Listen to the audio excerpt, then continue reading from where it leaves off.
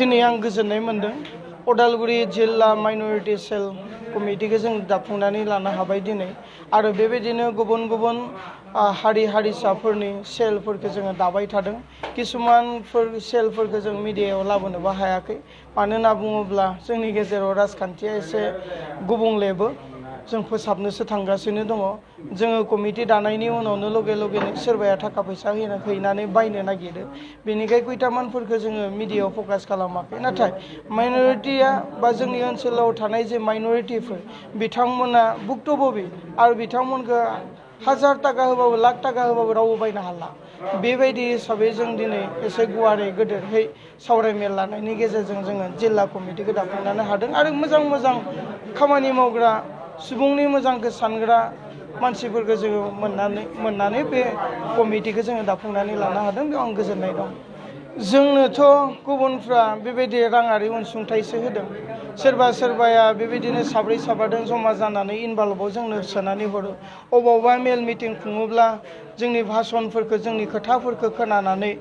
रायजोफ्रा गावसोरनो खांलायलायनानै अखानायै जोंनि अफिसाव फैनानै राङारि अनसुंथाइ होफैयो सोरबाया माइरं होफैयो सोरबाया दालि होफैयो सोरबाया बेबायदिनो साहा बिस्किटफोरखौ होफैयो जोंखौ बेबायदि अनदोंसो जोङो रावखौबो बायाखै बेराफारसेथिं जों रावनोबो मिसा प्रतिश्रुति होआखै जों नंखाय राजनिति खालामनो नागिराखै जों रावनोबो नंखाय प्रतिश्रुति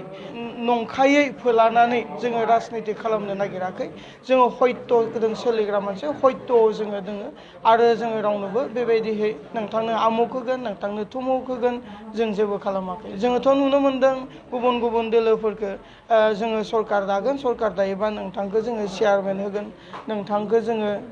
TCLCC चेयारमेन होगोन नोंथांखौ जोङो मेम्बार बनायगोन खरस खामानिफोरखौ नुदों जों अन्यथा दलफोरखौ खिन्थु जोंनियाव बे गैया जों बेबायदिहै सोरखौबा फुस्लायनानै नंखाय खोथाजों बा उनाव होनो हागोन हाया बेफोर खोथाखौ साना हसियाहै जों बुंथिंलाबायग्रा नङा आरो माबा मोनसे मिसा प्रतिश्रुति होनानै जों सरकाराव फैयोबा नोंनो कौटि थाखानि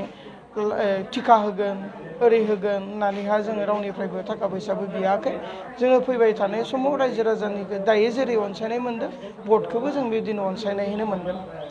नंगौ जोंनि BTC आव जि 35 लाख जनहादारन दङ आरो 26टा जाति जनगोष्ठीफोर दङ बिथांमोना दिनै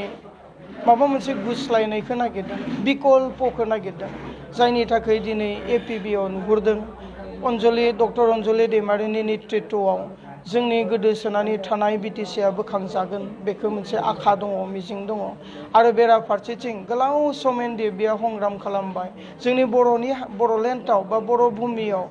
NDFB आनो बयनिस्राय गोलावसिन संग्राम खालामदों आरो NDFB आवनो बयनिस्राय बांसिन मानसिया मुंख्लं जादों बयनिस्राय बांसिन मानसिया जेल जानांदों दिनै बिनिखाय नुदों रायजोफ्रा बुजिदों बिथांमोनखौ पावाराव लाबोनांगोन बिथांमोना जिहेतु खस्थ' खालामबाय हारिनि थाखाय बिथांमोननि नेतृत्वआव बिथांमोननि संग्रामनि फिथाइयाव जोङो BTC BTR खौ मोनबाय अब्ला जों बिथांमोनखौ पावाराव लाबोनाया जोंनि दायित्व रायजो राजाया बुजिदों आरो बुजिनानै जोंनो भट होनो थांगासिनो दङ खौसे जानांगौ होननानै बुंबाय थादों नोंथाङा मा बुंगोन बे समाव खौसेथिखौ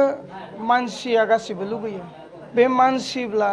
मानसिनि हां दोङोब्ला मानसिनि थै दोङोब्ला बे गासैबो खौसेथिखौ लुबैयो नाथाय खौसेथिया बबेबा ससियेल मिडियायाव इलेक्ट्रनिक मिडियायाव बुंबाय थाब्लानो जे खौसे खालामनो हागोन बे नङा अबेबा न' सिङाव रायज्लायखुमानानै जे खौसे खालामनो हागोन बे नङा मावनायनि गेजेरजोंसो खौसेथिया फैयो दिनै जोङो नुयो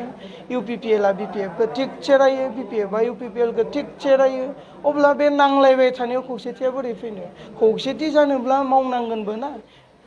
सासेया सासेखौ अनार होनो रोंनांगोन सासेया सासेखौ रेसपेक्ट होनो रोंनांगोन सासेया सासेखौ सन्मान होनो रोंनांगोन मानिलायनो रोंनांगोन अब्लानियासो खौसेथिया फैगोन गावजों गाव मानिलायनायानो गैया गावजों गाव नेरलायनाय गावजों गाव बुखिलायनाय गाज्रि सोंखारिलायनाय बेयावलाय मारै खौसेथि थानो खौसेथिखौ गासैबो लुबैयो मानसिनि थै गोनां हां गोनां गासैबो लुबैयो जोंबो लुबैयो नाथाय खौसेथिया खुगाजों बुंनानै खौसेथि खालामनो हागोन बे नङा